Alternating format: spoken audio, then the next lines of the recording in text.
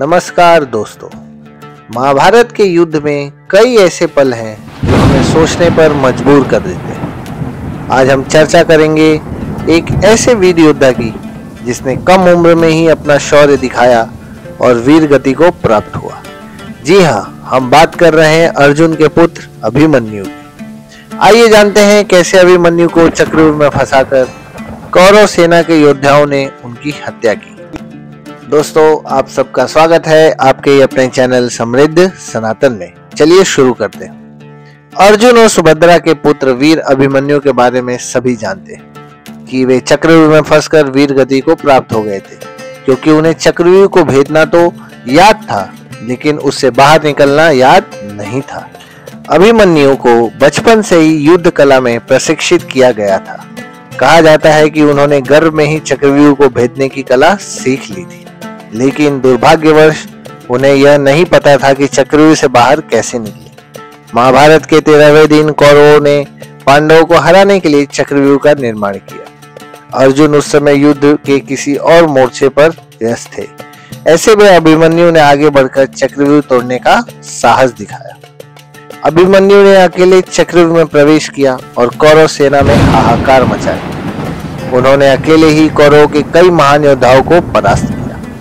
दुर्योधन, दुशासन, कर्ण, अश्वत्थामा, कृपाचार्य और शल्य जैसे महारथी उनकी वीरता से भयभीत हो गए थे। उनकी तलवार से कौरव सेना में तबाही मच रही थी।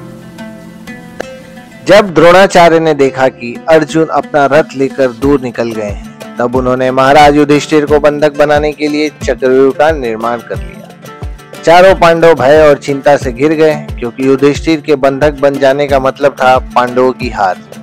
ऐसे में अभिमन्यु ने युधिष्ठिर से कहा कि मैं चक्रव्यूह भेदना जानता हूँ, परंतु उससे बाहर निकलना नहीं जानता। ऐसे में सभी पांडवों ने निर्णय लिया कि अभिमन्यु चक्रव्यूह भेदेगा और उसके पीछे पीछे हम चक्रव्यूह में प्रवेश करेंगे।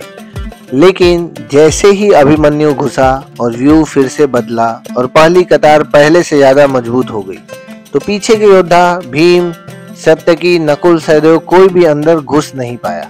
युद्ध में शामिल योद्धाओं ने अभिमन्यु के स्तर के धनुर्धर दो चार ही थे, यानी थोड़े ही समय में अभिमन्यु चक्रव्यूह के और अंदर घुसता चला गया। जब कौरव योद्धाओं ने देखा कि अकेले अभिमन्यु को हराना संभव नहीं है, तब उन्होंने नियमों को तोड़ते हुए मिलकर हमला करने का निर्णय लिया। एक योद्धा को अकेले लड़ाई करनी होती है, लेकिन यहाँ 6 महारथी मिलकर एक अकेले युवा योद्धा पर टूट पड़े। जयद्रथ ने चक्रव्यूह का द्वार बंद कर दिया, जिससे पांडव उन्हें बचाने नहीं आ सके। कर्ण, दुशासन, अश्वत्थामा और द्रोणाचार्य ने मिलकर अभिमन्यु पर हमला किया। आखिरकार दुशासन के पुत्र ने गदा से उनके सिर पर प्रहार किया और अभिमन्यु वीर गति को प्राप्त हुए। अभिमन्यु की मृत्यु महाभारत के सबसे दुखद और क्रोध भरे क्षणों में से एक है। यह घटना केवल युद्ध का क्रूर चेहरा ही नहीं दिखाती, बल्कि यह भी बताती है कि अन्यायपूर्ण व्यवहार का अंजाम कितना भयंकर हो सकता है। उनकी मृत्यु ने अर्जुन और पांडवों को इतना क्रोधित कर दिया कि उन्होंने प्रतिज्ञा ली कि वे जयद्रथ का वध कर देंगे। अभिमन्यु ने अपने छोटे से जीवन में जो वीरता दिखाई, वह हमें सिखाता है कि साहस और धर्म का पालन करना ही सच्चे योद्धा का कर्तव्य है। उनकी वीरता आज भी हर भारतीय के दिल में जिंदा है। आप सबको यह जानकारी कैसी लगी? अपनी राय हमें कमेंट सेक्शन में जरूर बताएं और चैनल को सब्सक्राइब करना ना भूलें। धन्यवाद।